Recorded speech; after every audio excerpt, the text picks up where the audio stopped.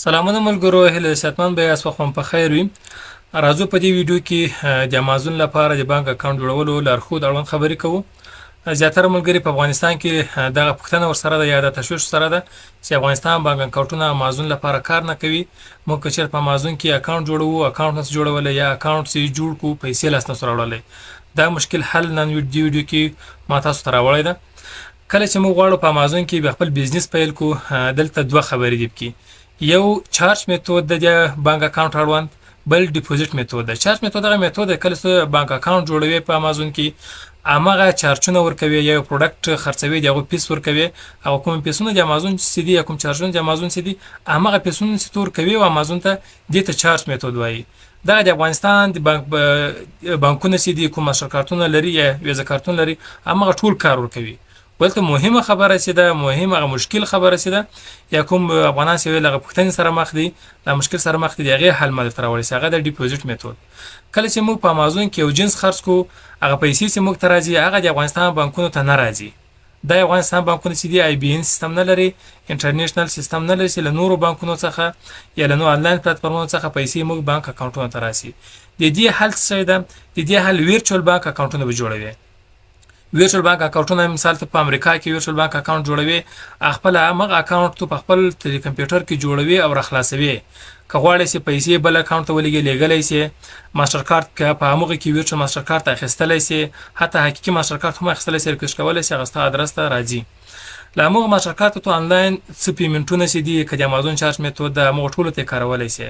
دوهم قدم کې IBN ده یا راوټینګ نمبر او اکاونټ نمبر ده، همغه ته کولی شي امازون ته ورکړي. کله چې امازون کې تا کوم جنس خرڅ کړو پیسې هغه تا ویرچوال بانک اکاونټ ته راځي. همغه پیسې بیا څه رقم له همغه اکاونټ څخه د ویرچوال بانک اکاونټ څخه په افغانستان کې راباسو. دا ډېره اسانه طریقه لري. یوه طریقه یې دا ده که ته چېرته په خارجي هېوادو کوم هېوادو کې خپل کوم کس ولرې چې بانک اکاونټ ولري، د همغه بانک اکاونټ ته یې لیږلی شي، هغه به یې تا ته حواله کړي. بله اسانه حل لاره یې په افغانستان کې د ویرچوال بانک اکاونټ څخه پیسې ایستل څنګه ایستل کېږي؟ صرافي وي دي. صرافان ټول ویرچوال بانک اکاونټونه لري یا په خارج کې بانک اکاونټونه لري. چې همغه صرافي ته ورلیږي، صراف اکاونټ ته یې ورلیږي، په یو سکند کې پیسې ورته رسېږي، تا ته همغه نغدي پیسې درکوي، هغه بدل کړي. صراف کم اندازه کمیشن اخلي، 1% یا 2% کمیشن اخلي پکې، نور تا ته پیسې نغدوي.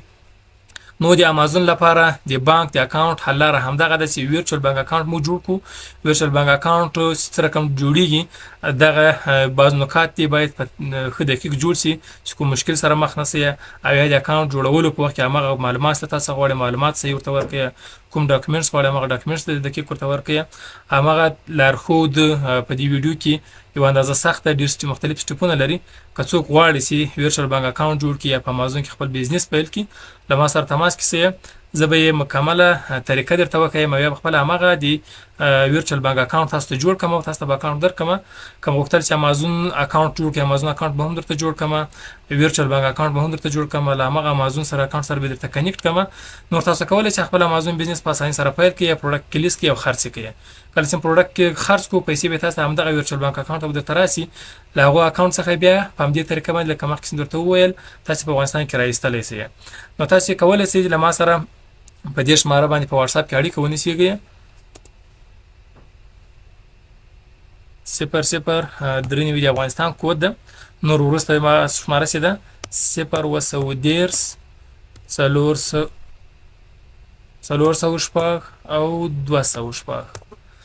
که چېرته تاسې په افغانستان کې یاست په همدغه شماره باندې له 010 406 206 باندې کولی شئ ما ته مسیج وکړئ په واتساپ کې.